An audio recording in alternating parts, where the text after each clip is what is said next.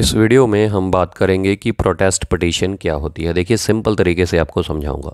Example देखिए, मान के चलिए कोई ए नाम का व्यक्ति है और इसने ये पुलिस स्टेशन में गया और इसने एफआईआर दर्ज करवा दी बी नाम के व्यक्ति पर। कोई भी मामला हो सकता है, कोई लड़ाई झगड़े का, जब कुछ भी हो सकता है। अब बी नाम के व्यक्ति पर एफआईआर दर्ज हो गई। ए नाम का व्यक्ति है कंप्लेनेंट जिसने एफआईआर करवाई है, बी नाम का व्यक्ति है अक्यूज जिस पर एफआईआर हुई है। एफआईआर होने के बाद क्या होता है, जो आईओ होता है, जो इन्वेस्टिगेशन ऑफिसर होता है, जो जांच करता है, पूरी इन्वेस्टिगेशन करके अपनी चार्जशीट फाइल कर देता है कोर्ट में कि ये इसमें इन्वेस्टिगेशन की गई है। अब जो चार्जशीट होती है, देखिए चार्जशीट भी अलग अलग टाइप की हो सकती है। एक तो होती है चार्जशीट जिसको चालान भी बोल सकते हैं आप। उसमें जो आईओ होता है, जो इन्वेस्टिगेशन ऑफिसर होता है, वो कोर्ट को ये बताता है कि इस व्यक्ति के खिलाफ, जिसके खिलाफ एफआईआर हुई है, इस पर ये धाराएं लगनी चाहिए, ये धाराएं मैंने लगा दी हैं और इस पर ये चार्ज बनता है और इसने ये अपराध किया है जो मेरी इन्वेस्टिगेशन के दौरान मुझे पता चला है और इस पर अगली कार्रवाई होनी चाहिए, ट्रायल चलना चाहिए कोर्ट में। एक तो चार्जशीट ये हो गई। एक होती है कैंसलेशन रिपोर्ट।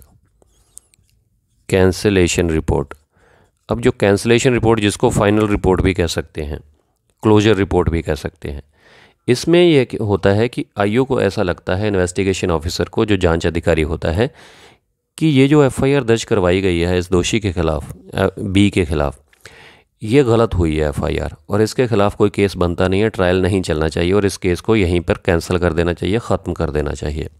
तो उसमें कैंसलेशन रिपोर्ट जो है वो आईओ के द्वारा पेश की जाती है। क्लोजर रिपोर्ट भी कह सकते हैं, फाइनल रिपोर्ट भी कह सकते हैं। ये कोर्ट में सबमिट की जाती है।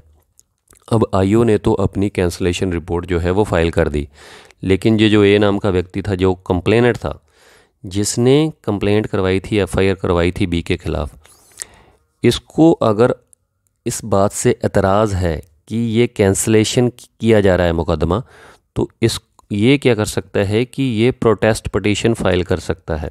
सबसे पहले तो इसको बुलाया जाता है।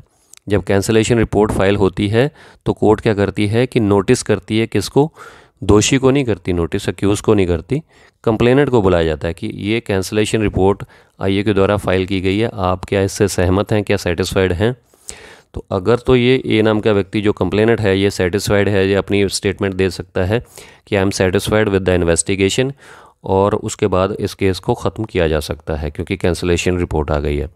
लेकिन ए नाम का व्यक्ति अगर कोर्ट में आके ये बयान दे देता है कि I am not satisfied with the investigation, कि मैं इस जांच से संतुष्ट नहीं हूं और इसको फर्दर इन्वेस्टिगेशन करवाना चाहिए इसके लिए, तो कोर्ट क्या करती है कि उस कैंसलेशन रिपोर्ट को एक्सेप्ट नहीं करती है और उसको पुलिस स्टेशन में दोबारा भेज देती है एसएचओ के पास, कंसर्न एसएचओ के पास, दोबारा से इन्वेस्टिगेशन करवाने के लिए।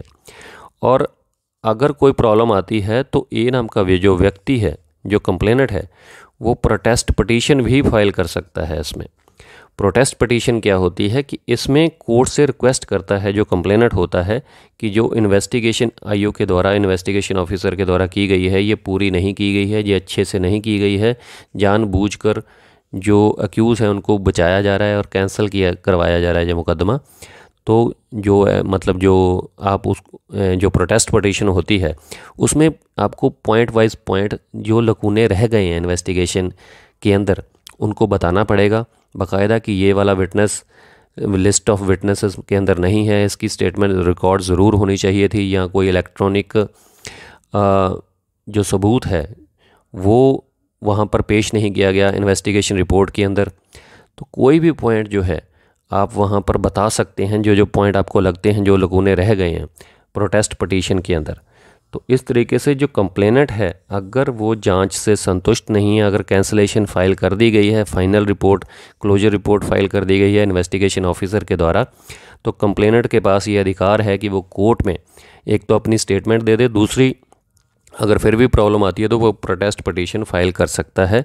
तो उस कैंसलेशन को as a protest petition treat कर लिया जाता है, उसके बाद वो फर्दर इन्वेस्टिगेशन के लिए भी जा सकता है मैटर। तो उम्मीद करता हूँ आपको क्लियर हो गया होगा कि प्रोटेस्ट पिटीशन क्या होती है। सिंपल तरीके से मैंने आपको समझाने की कोशिश की है। कोई पॉइंट रह गया जो ना समझ में आ रहा हो तो कमेंट ज़रूर कीजिएगा और मुझे कमेंट करके ये ज़रूर बताइए कि ये वीडियो कैसी लगी। थोड़ी सी भी अच्छी लगी वीडियो आपको तो लाइक ज़रूर कीजिएगा। नेक्स्ट वीडियो में ऐसी बात करेंगे किसी और जुडिशियल पॉइंट के ऊपर। शुक्रिया, धन्यवाद।